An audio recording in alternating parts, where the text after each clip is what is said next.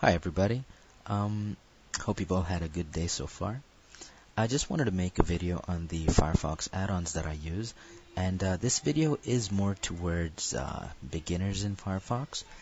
I myself am a beginner, so in any case, these are some of the add-ons that I use, and I hope you find them helpful. So the first one, which is absolutely essential, is Adblock Plus. What this does is just that. It blocks all the ads. So let's have a look at a web page, for instance. So let's say you go to a page like this. On this page, the Firefox experience is pretty clean. You know, the content of the page is supposed to be about interview questions and answers, and that's exactly what you get. It's a very clean experience. Now, if you have a look at this page in Internet Explorer, it's a different story. It's filled with ads. I mean, it's got ads in between. It's got ads on the side. There's just lots of sort of ads, things that can distract you along the way. And it's not something that, and it's not just this website. I mean, there are tons of websites, and it's actually the same experience. So in Firefox, you can sort of get past that part. Okay, so the next add-on. The next add-on is called the Adblock Plus Element Hiding Helper. It's just a companion add-on to the Adblock Plus. Sometimes Adblock Plus does not capture all the ads on a website. So, for instance, if you go to a website like a news website, sometimes there are parts that you might just not be, I don't know, that you don't want to see. So, let's say, for instance, I'm not recommending this, but let's say you're not interested in the blogs aspect of a certain website. So all you do is you go to the right-hand corner, you select the element to hide, and then you just hover over the area that you want to hide, and then all you do is you just click. As soon as you click on Add Filter Rule, and that's actually gone. It'll be gone from your browsing experience, and it's not gone permanently. I mean, there's always a way to disable it, so it's back on if you ever want to get back to it. So that's the second sort of add-on, which is really a companion to Adblock Plus. Okay, this is a simple add-on. You just add on a dictionary of your choice in your language. For a person like me, sometimes I can't spell very well, so let's say I'm composing an email, and then and I misspell something. There you go. So it just underlines your misspelling, and you can either, I guess, right-click and choose the right answer. I mean, not the right answer, but the right spelling, and or you can just correct the spelling yourself, and then you can go from there. Okay, so that's that add-on. Now let's go to the next one. We can skip that. I don't want to talk much about the download status bar, but I'll just read the description.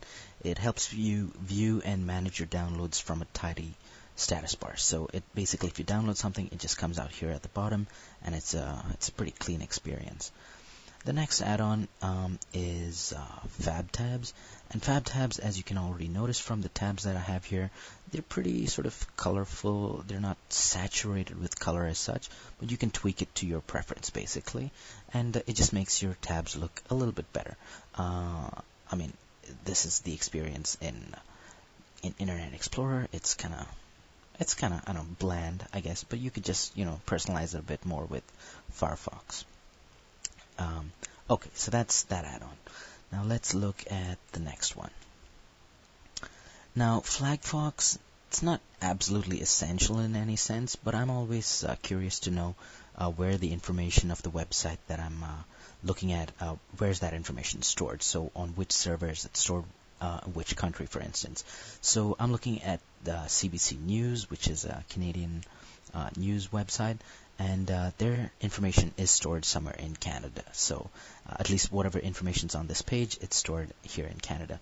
But let's just look at like Quint Careers, for instance. That information is stored in the U.S. And so it's just, I mean, if you're curious about it, you just get to know where your I guess the information is stored at the moment.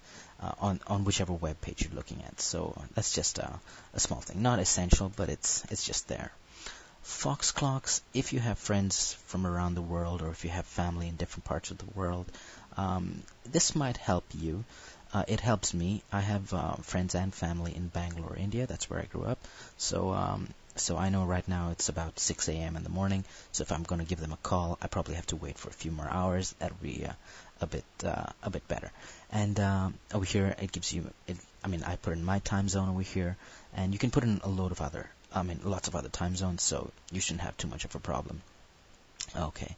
The next one is Foxtab, and Foxtab is really the control tab feature to move between tabs. It just gives it a better sort of interface. It just gives you a better interface. So, for instance, it's just like the Windows 7 sort of when you switch between windows like this. It's the same experience when you're doing it in Firefox, but and again, you can tweak it to your whichever sort of angle you want to see it from, and so on and so forth. And you can activate it in a couple different ways, and so that's one part of the experience. Okay, onward to the next add-on. So the next add-on is Google Gears, and now Google Gears, I really install this only for one reason, because I'm using Google Wave, and as soon as it's open to the public, everybody can use it. The reason I use it is simply because Google Wave allows you to attach files simply by dragging and dropping them. So, for instance, let's say, let me just start a new wave, and let me just pull up an old folder. Okay, so let me look at my work, some OPI training material, and let's see some English proverbs. So all I do is just drag, and I can drop it, and that's it. The file's there. So that's the reason I installed Google Gears. Okay. Not essential as such, but if you're using Google Wave, it's a must-have. Okay, so that's one add-on. Now onward to the next. Oops. So the next one is Google Enhancer. Now Google Enhancer, what this does is it's not super essential if you're really good with Google already, like if you know how to search for file types and things like that. But I find it pretty helpful. So let's say I'm interested in learning about Twitter, but I want to do a little bit more than just a regular search. So if I do a regular search, I get the results like this. But let's say I want to do a little bit more research on it. And if you already know this, sometimes you get good research in PDF format. Sometimes journal articles are written and they're released in a PDF format. And sometimes you can find them for free right on the internet. So let's say I just put Twitter in there again, and I search for a PDF again this time. So there you go. So let me just click on Inside Twitter. So it's all PDF files, and now you get like a pretty decent document. So this is written by, I guess, a company about Inside Twitter. It's an in-depth look into the world of Twitter, and then you basically can sort of review the information, and it'll be pretty comprehensive. So if you're a student and if you really want to do some good research, this would really help you out. I knew it helped me in my university days, but so this is something that you could use the Google Enhancer for, and a couple other